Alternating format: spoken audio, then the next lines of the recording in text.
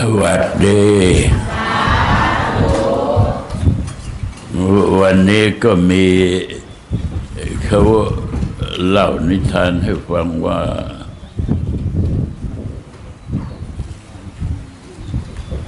พระพุทธเจ้าสิทรงพระนามว่ากัสสปะนิพพานสาวกได้สร้างพระเจดีย์ถวายแล้วก็เมื่อสร้างพระเจดีย์แล้วก็ยังเหลือทองคำอีกฝ่ามือกว่ามันจะปิดหุ้มพระเจดีย์ไปหาที่ไหนก็ไม่ได้ก็เลยไปบ้านนายช่างทองนายช่างทองก็มีแต่ว่าไม่บริจาคแล้วไม่บริจาคแล้วเลยด่าด้วยบอกว่าพระพุทธเจ้าของท่านน่ะไม่มีที่กระดูกไม่มีที่เก็บก็ลอยน้ำซะสิบาปอันนั้นทำให้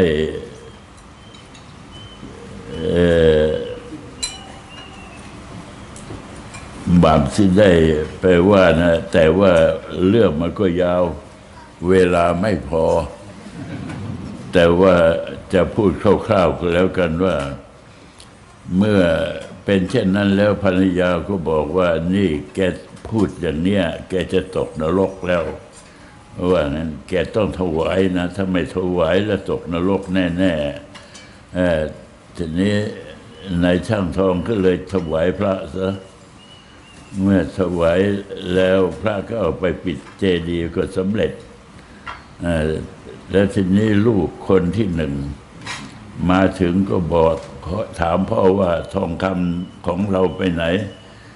พ่อก็บอกว่าทำบุญไปแล้วลูกคนก็เลยบอกว่าพ่อนี่ใจจืดใจดำมรดกแค่นี้ไม่เอาเก็บไว้ให้ลูกชายคนที่สองก็มาถึงถามว่าทองคำไปไหนบอกว่าพ่อทำบุญไปแล้วเขาก็ว่าแบบเดียวกันแหมใจจืดใจดำจริงๆคนที่สามมาถึงมีลูกชาย3 คนคนที่สามบอกว่ามาถึงก็ถามพ่อว่าทองคำไปไหนพ่อบอกว่าทำบุญไปแล้วโอ้โมทนาสาธุก็เลยตายกันไปหมดทั้งพ่อทั้งลูกก็เลยสิ้นชีวิตคือหมายความว่าถึงเวลาสิ้นชีวิต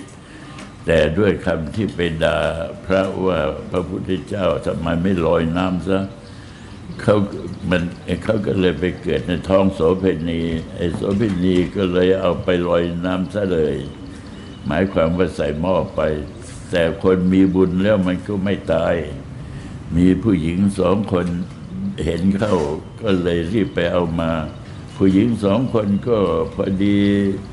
ไม่มีลูกชายก็เลยบอกว่าของคนก็แย่งกันพอแย่งกันไปแย่งกันมาในที่สุด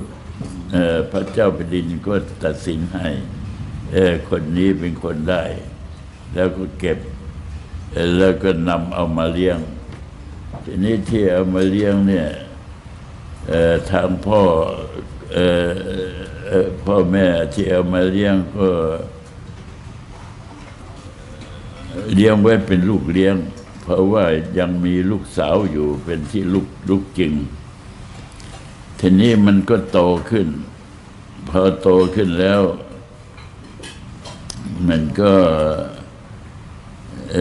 เขาก็อยากจะให้มันทำงาน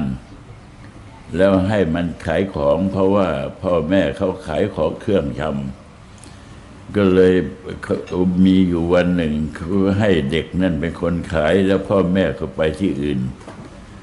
พอกลับมาแล้วคนไปที่ไหนก็ไม่รู้ละหันหน้าเข้าร้านเดียวหมดซื้อชั่วโมงเดียวเกลี้ยงร้านพ่อแม่กลับมาเขาเห็นของหายหมดเขาก็ตกใจลูกกูตายแล้วว่างั้นของชิบหายหมดแล้วทีนี้ลูกก็บอกว่าแม่ก็ลองไปดูเงินอยู่ในแก้มันครบไหมไปดูโอ้ครบแม่ก็ลูกคนนี้มีบุญนี่ แ ก็เลยให้แต่งงานกับลูกสาวจริงซะเลยทีนี้พอแต่งงานพับนี่ไอ้เงินทองคำที่ถวายพระให้ไปทำพระเจดีย์นั่นพอดีเลยมาเป็นภูเขาทองคำวันที่เขาแต่งงานเนี่ยมันไปเกิดอยู่ที่หลังบ้านสูงได้60 ศอกประมาณอย่างน้อยก็1,000 ตันนะได้เป็นเรียกว่าได้เป็นเศรษฐีทีนี้ไอ้คนที่เป็นลูกชาย3 คนก็มาเกิดด้วยกันพร้อมกันคนที่1ก็เป็นคนที่1ที่2ก็เป็นคนที่2คนที่3ก็เป็นคนที่3เมื่อมาเกิดพร้อมกันแล้วทีนี้ทางพ่อเขาก็มีความสุขพ่อแม่มีความสุขเพราะว่าไม่ต้องไปหาที่ไหนแล้วทอง1,000 ตันกินเท่าไหร่ก็ไม่หมดก็เลยพากันบวชอยากจะบวชก่อนจะบวชก็เรียกลูกชายทั้ง3 คนมาว่าใครจะมีบุญรักษาภูเขาทองคำนี้ได้ก็เรียกคนหัวปีมาคนหัวปีก็มาเอาจอบมาขุดหุนเดียวมันก็ไม่ออกคนที่2 เอาจอบมาขุดหุนเดียวก็ไม่ออกเพราะว่าเวลาที่พ่อทำบุญแล้วไม่โมทนาไปหาว่าพ่อใจจืดใจจางทีนี้พอคนที่3 คน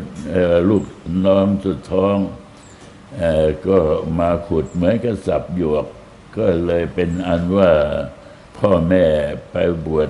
ได้สำเร็จพระอรหันต์ลูก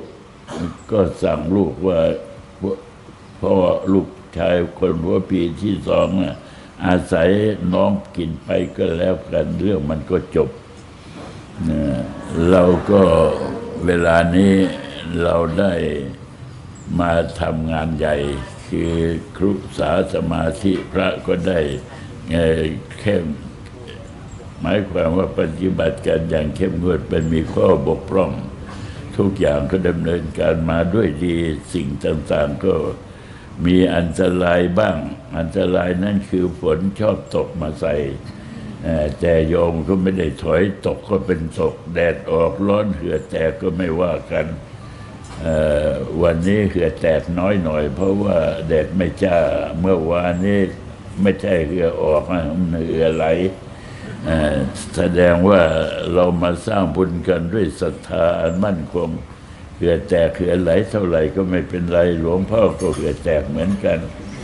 ผู้รับบุญก็เหือแตกผู้มาทำบุญก็เหือแตกก็หมายความว่ามีศรัทธาอันเข้มอันแรงกล้าเมื่อเป็นเช่นนั้นอานิสงส์เหล่านี้ก็จะเพิ่มพูนให้แก่พวกท่านทั้งหลายตลอดไปสวัสดี